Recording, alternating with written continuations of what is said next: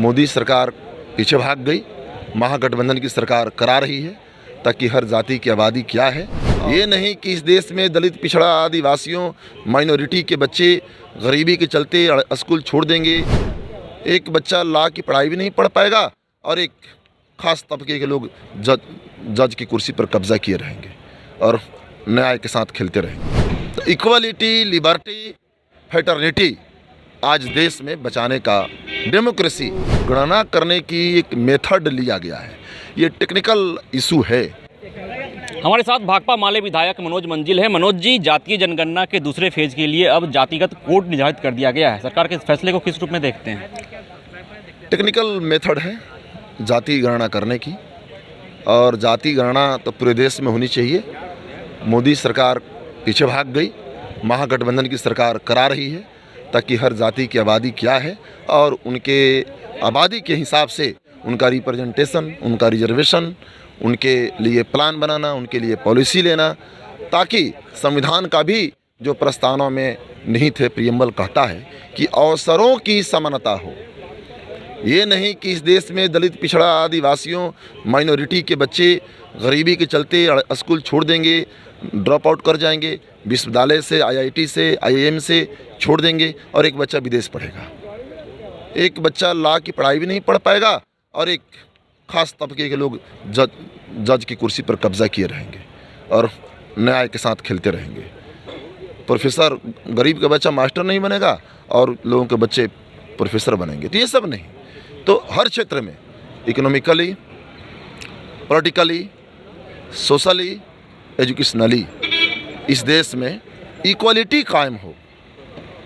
तो equality, liberty, fraternity आज देश में बचाने का, डेमोक्रेसी आज हम सबको, डाइवर्सिटी आज हम सबको, कॉन्स्टिट्यूशन आज हम सबको बचाने की चुनौती पेश की गई है।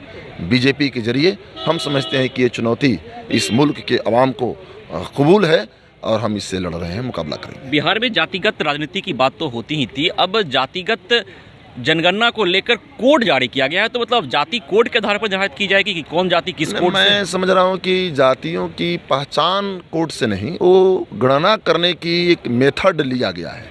ये टेक्निकल इशू है।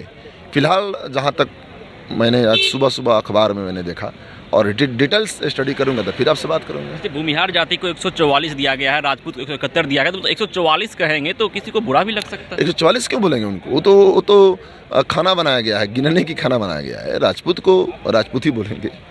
बीजेपी सवाल खड़ा कर रही है। बाबू साहब नहीं बोलते हैं, राजपूत को राजपूत ही बोलते हैं। बीजेपी सवाल खड़ा कर रही सरकार के इस फैसले पर। अब बीजेपी तो भाई कास्ट, रिलीजन, नफरत, वायलेंस, कम्युनल मोबिलाइजेशन वाली पार्टी है। ये नरसंहार वाली पार्टी है और नरसंहार के ज़रिए लोगों का खून से बिहार को ये चाहते हैं गुजरात की तरह रंग दिया जाए, जला दिया जाए और हम 24-25 में सत्ता में आए। तो देखिए, हमारे साथ थे मनोज मंजिल, भाकपा माले के विधायक हैं, और जिस तरह से जातीय जनगणना के दूसरे फेज के लिए कोड जारी किया गया है, प्रत्येक जाति का अलग अलग कोड निर्धारित किया गया है बिहार सरकार के द्वारा, तो इनका कहना है कि टेक्निकल प्रक्रिया है और इस प्रक्रिया के तहत एक जो जातिगत जनगणना है उसे सफल बनाने की कोशिश की जा रही है। विश्वजीत आनंद, फर्स्ट बिहार, पटना।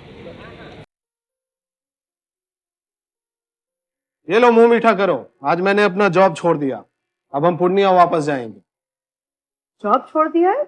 मतलब ये घर कैसे चलेगा? हम करेंगे क्या? और माँ बाबूजी क्या बोलेंगे? इसलिए मैं एक और मिठाई का डब्बा लाया। अपने बिजनेस के लिए लोन अप्रूव हो गया।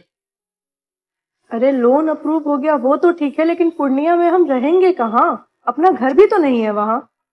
इसलिए तो एक और मिठाई का डब्बा अलग से लाया हूँ। हमने पूर्णिया में घर ले लिया है, पूर्णिया के ई-होम्स पैनोरमा में।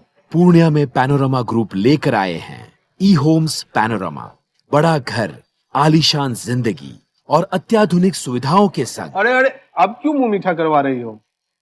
क्योंकि हम घर वापसी जो कर रहे हैं। घर वापसी की खुशी पूर्णिया में ई-होम्स पैनोरमा के संग।